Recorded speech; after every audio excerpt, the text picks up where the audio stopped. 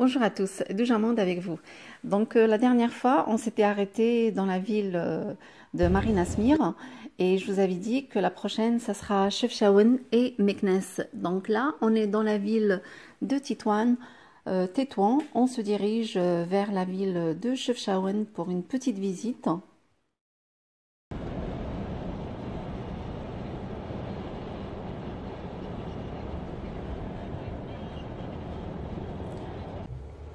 Donc on est toujours à Tétouan.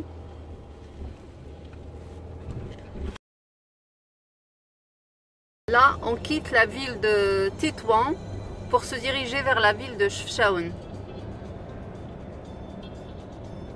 Donc là, c'est la banlieue de Tétouan.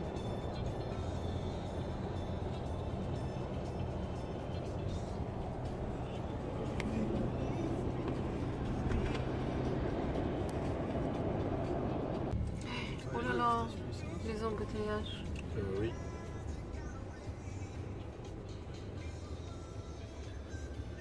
Là, il y a beaucoup d'embouteillages pour sortir de Tétouan. Donc maintenant, on se retrouve sur la nationale parce qu'il n'y a pas d'autoroute entre Tétouan et Chefchaouen. Donc un peu de paysage.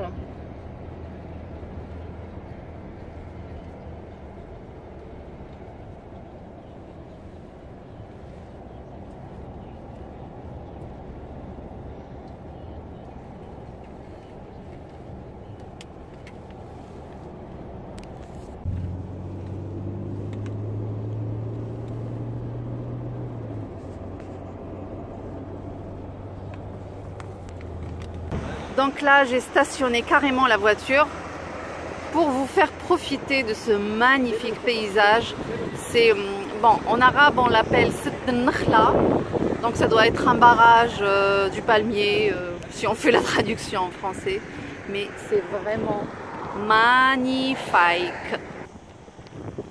Donc, je fais un petit tour comme ça. Voilà les environs.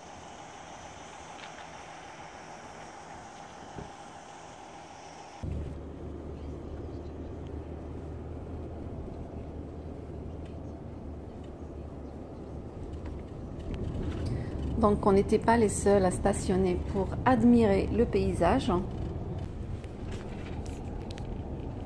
Voilà, on continue notre route.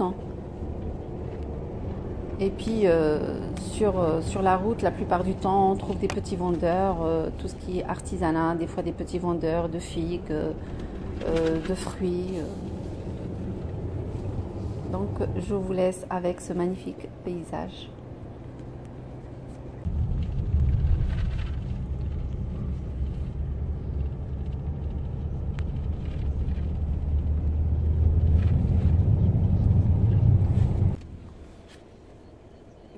Ça fait partie du paysage.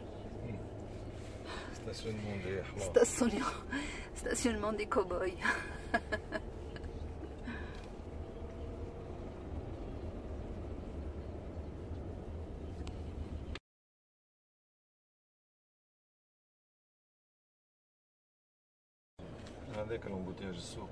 Ah, il y a un souk. Je sais pas comment elle s'appelle cette place. Bnilit.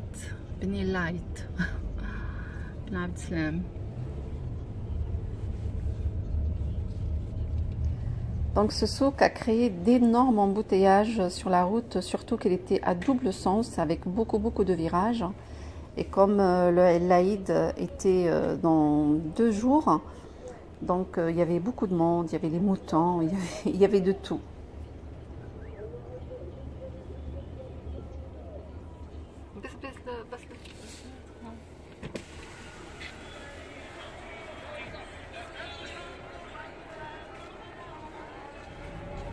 Donc le souk qu'on venait tout juste de voir, il s'appelle Souk al-Hamra.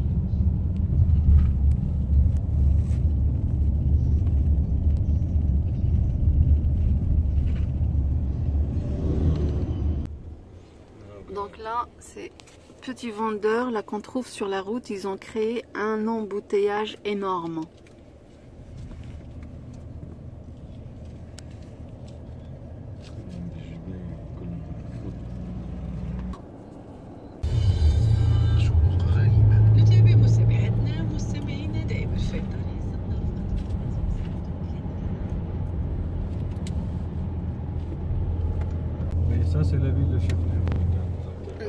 voit la ville de Chefchaouen.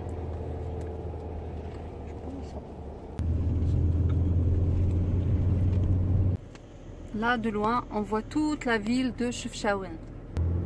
Et là, on est en train de monter pour aller vers la source d'eau. C'est la même, ça? Non. Non, celle-là, c'est la GLE. Wow, on voit toute la ville.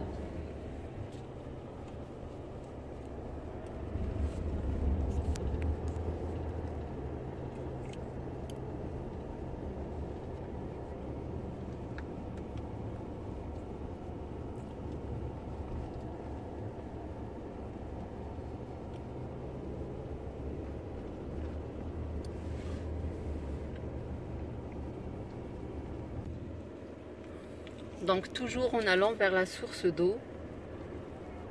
Oh, regarde comment on voit la ville là. Donc on est à Chefchaouen, on se dirige vers la source d'eau à pied. Donc on avance et là les gens s'arrêtent pour filmer cette maison. C'est une maison qui a servi pour faire un feuilleton qui passait pendant le mois de Ramadan, pas le dernier, celui d'avant. Donc ça s'appelait Bnat Lalla Mennana et tout était filmé dans cette maison. Donc c'est devenu un culte et puis les gens ils passent par ici, ils font des films, ils font des photos et voilà.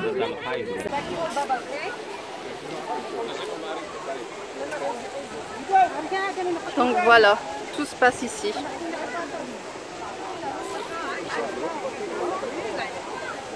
Moi, c'est la première fois que je viens ici, donc je découvre en même temps que vous.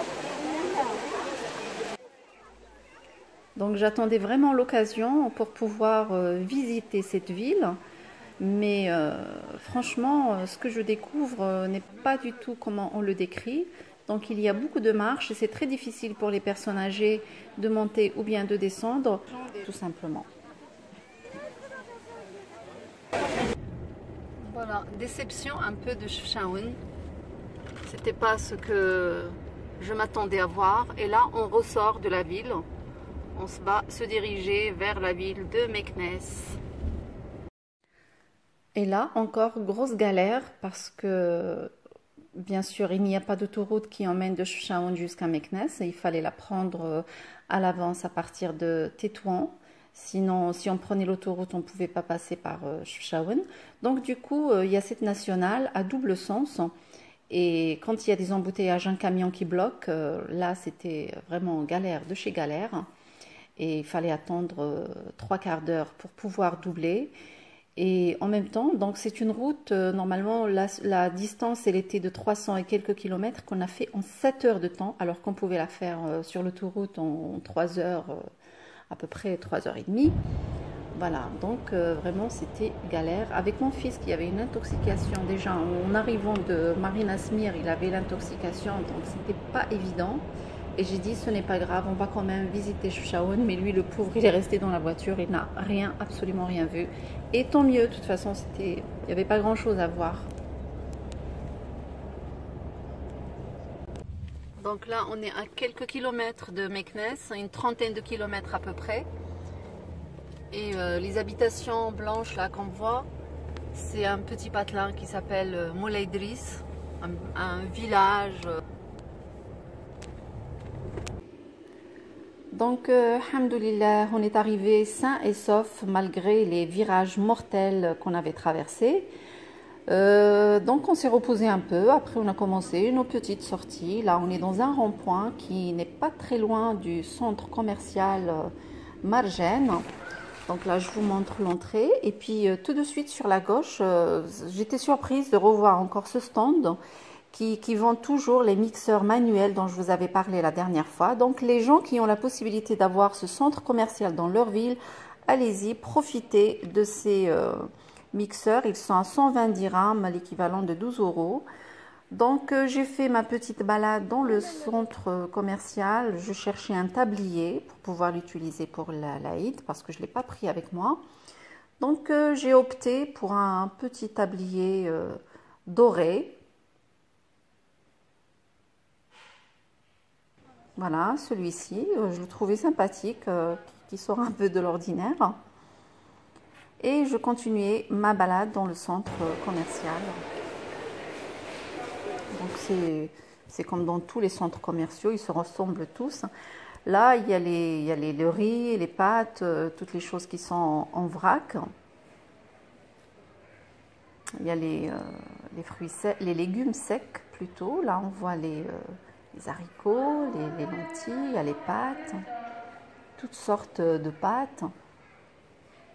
Il y a les pois chiches, les pois cassés. Il y a de tout en vrac pour les gens qui veulent prendre une petite quantité ou une grande. Voilà. Donc il y avait également les épices aussi.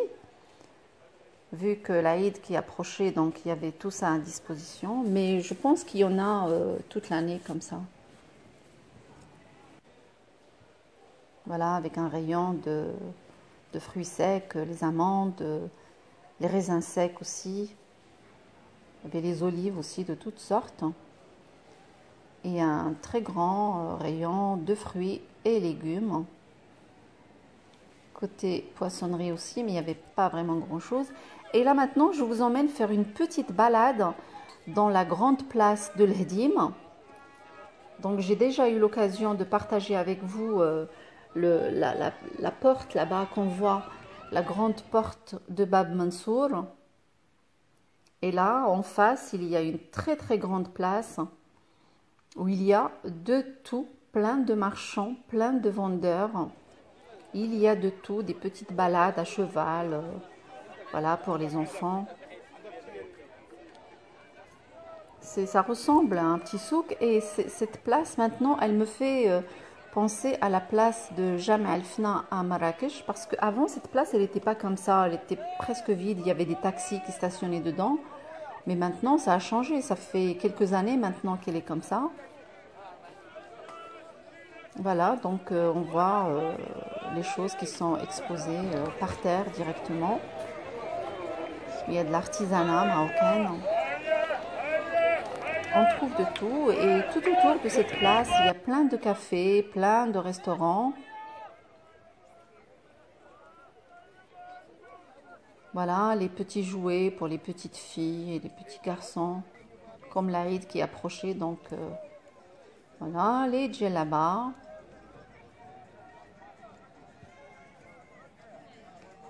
Et voilà, on trouve vraiment de tout et de rien.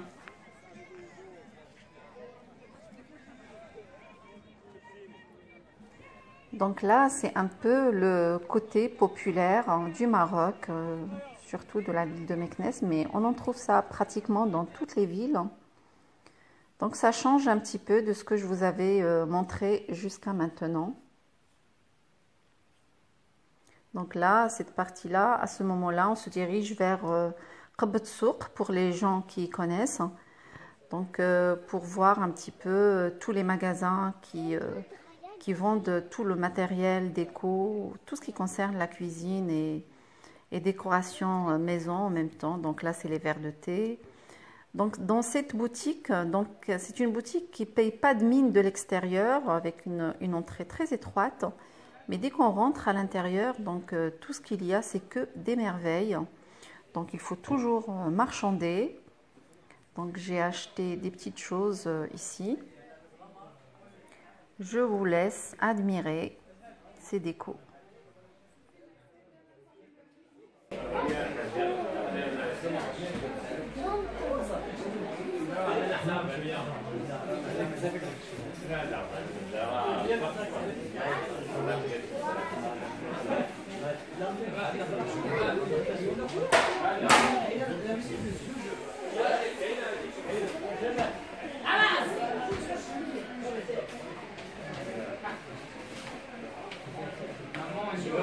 Combien? C'est quoi le dernier prix?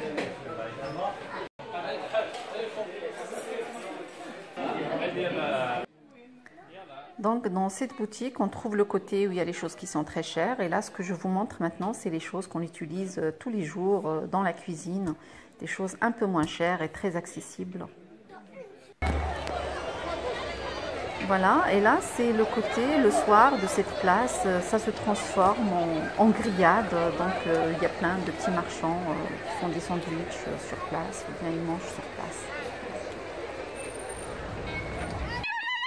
On a eu l'occasion aussi de participer à un mariage, on a transporté la mariée dans la voiture.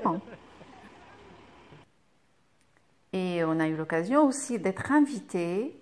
Là, c'est un goûter, un très très copieux, très gourmand goûter. On a été invité chez des amis, ils nous ont préparé cette belle table, c'était pour le thé.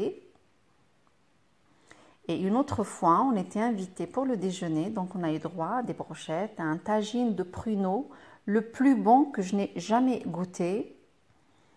Et il y avait des salades. Là, cette salade, elle était magnifique, un mélange d'aubergines et une salade avec d'autres salades variées.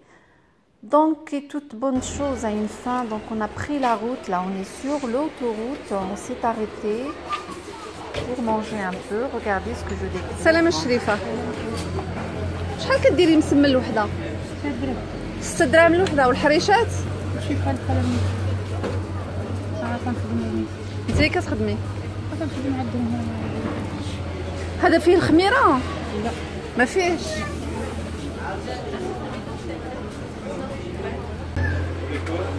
قرصي شي وحيدة نصورك.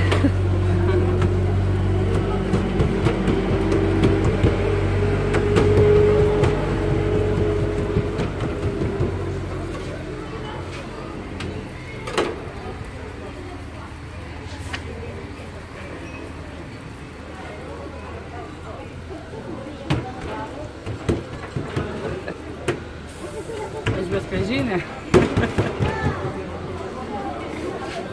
باش نتعلم منك. حيا ما تكونش معلمة. كاين شحال اللي ولا غشي مع الماكلة. كلشي الحبيبة ديالي ولا عارف اللي الحمد لله. كل نهار كنتعلموا.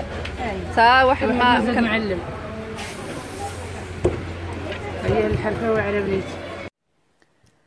Donc voilà, j'ai fait la connaissance de cette brave femme qui travaille dans les aires de repos qui se trouvent entre Meknès et Tanger. Voilà, donc les gens s'arrêtent soit pour le petit déjeuner, soit pour le goûter, pour un verre de thé avec ses msemmen ou bien harichat. Ça change des viennoiseries qu'on trouve sur les autoroutes françaises. Donc après ça, on a continué jusqu'à Tanger. Après, on a pris le bateau, on a fait la traversée en 1h30 pour rejoindre l'Espagne, puis Paris. Et moi, je vous dis à très bientôt pour la suite.